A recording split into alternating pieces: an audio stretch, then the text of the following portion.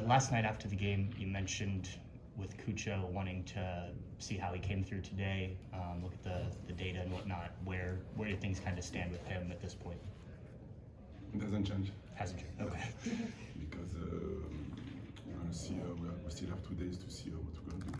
So we are happy that he is back. He was happy to be on the pitch. So now we know that he can play. So we see how long he's gonna play and what we're gonna do with him. But he hasn't changed for the moment because we're gonna train in 1 hour. When you have a player that you need to be careful with, but he is also a crucial point of your attack, how do you balance wanting to get him back out there and play him because you need him, but also you know that this is for the long term? Healthy first. At the end of the day, if I want to be straightforward, the rest I don't care. Okay. Because sometimes we want to rush things, and we try to control what we can control. But again, everything can go so fast that one action or so. Again, the idea is to all the time, all the players that want to play, like I told you. But my job is to be pragmatic sometimes, and important player or young player for me is the same in terms of the way we want to approach. And after that, there is a decision in the moment. So we'll see. But, healthy first. And I don't think you got asked about Darlington last night. The decision to play him in the midfield, was that just to have a veteran presence with some of the younger guys out there?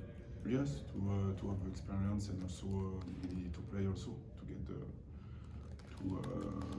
help us to do what we wanted to do, and did I think 60 minutes, something like that. So it was okay.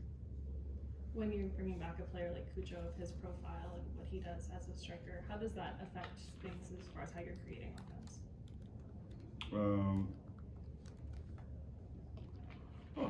He has a special quality. So, but in terms of the way we attack, it doesn't change.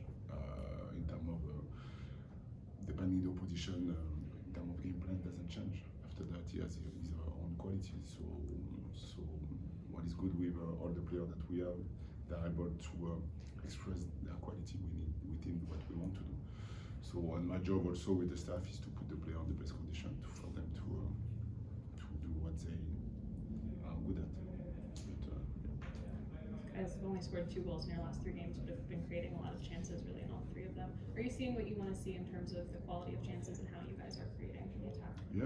Honestly, I'm really happy with the way we attack.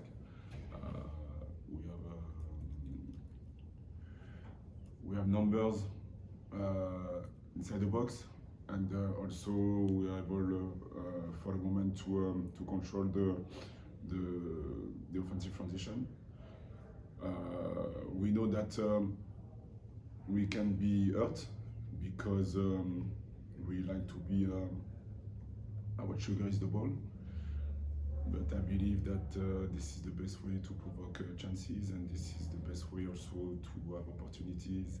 So it's all about to find a good balance between the way we attack and the way we defend at the same time.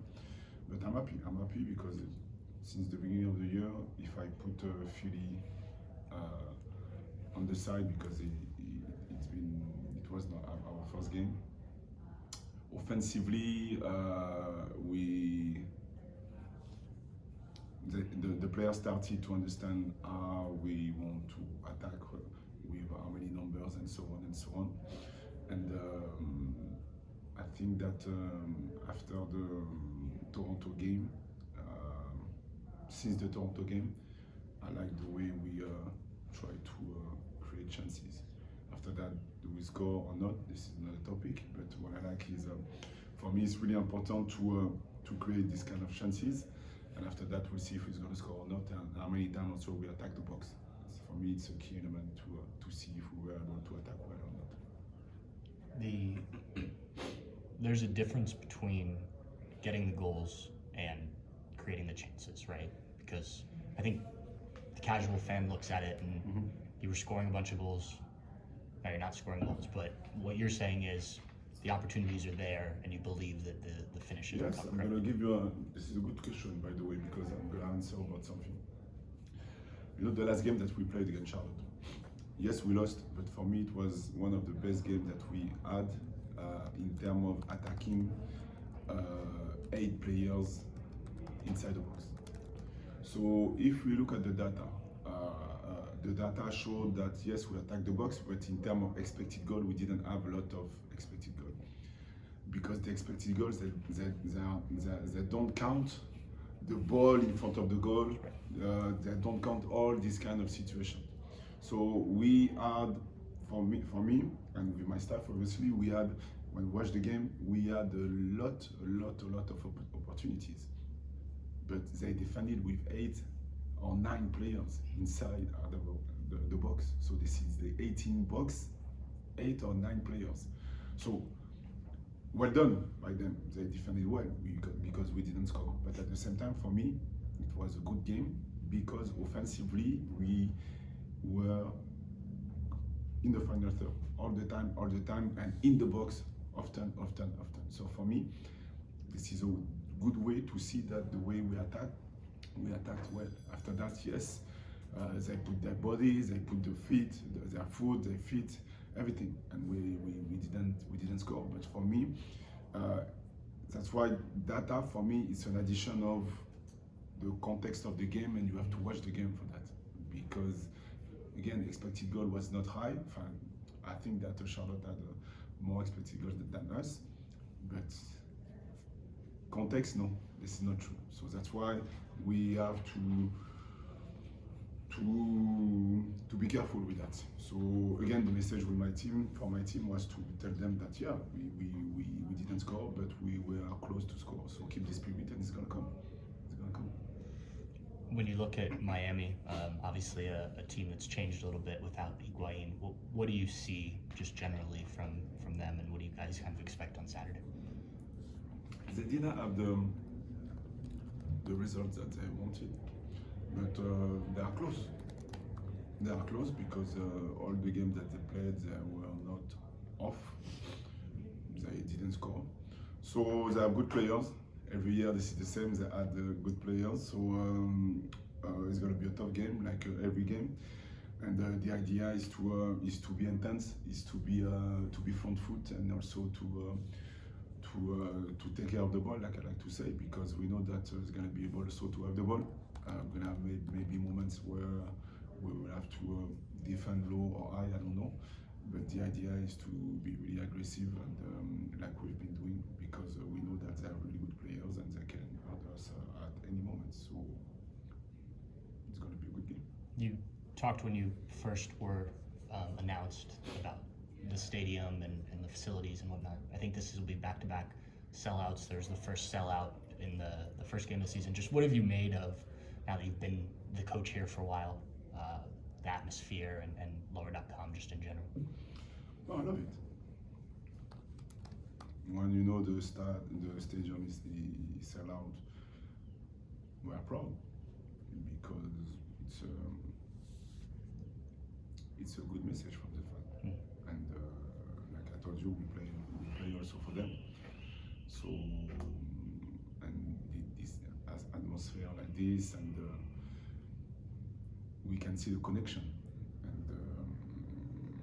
and our job is to maintain that. That's why all the time I tell my player that, guys, yes, you play for your contract, you play for your ego, but you play for the fans. You play for them. You want to create something with them. So the way you're gonna walk, the way you're gonna run, the way you're gonna try to do things, you're gonna provoke emotions, and that's why they like it for a moment, and that's why also I am extremely demanding with my players, because we have to respect that, because we know that the fans, they like to come to watch us, and some of them, they don't have maybe a good situation financially, I would say, but they find a way to come to watch the game. So for us, this is really important that we keep that in our mind. because we, as a player, as a staff, the way we live, we can take everything for granted sometimes, but no. They are really important for us.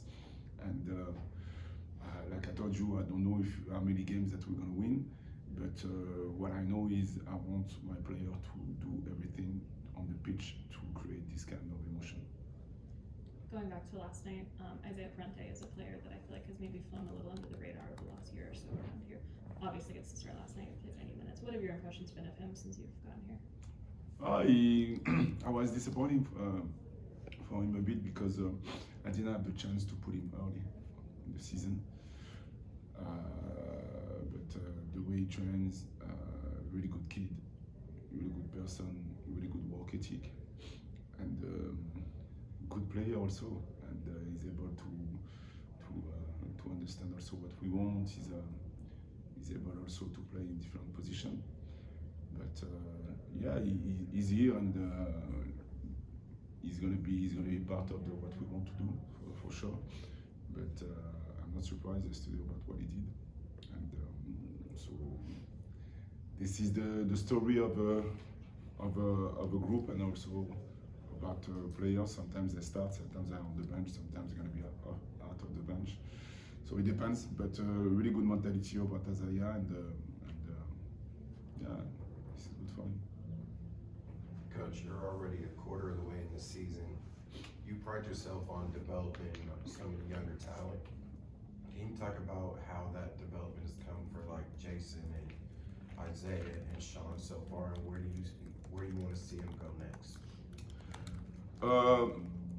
Next for me is consistency, and Jason is a really good example because all the other players, Isaiah and all the other players that we can name, is different because Jason, he has quality, and we know that, and he's been one of the best players to improve in terms of mindset.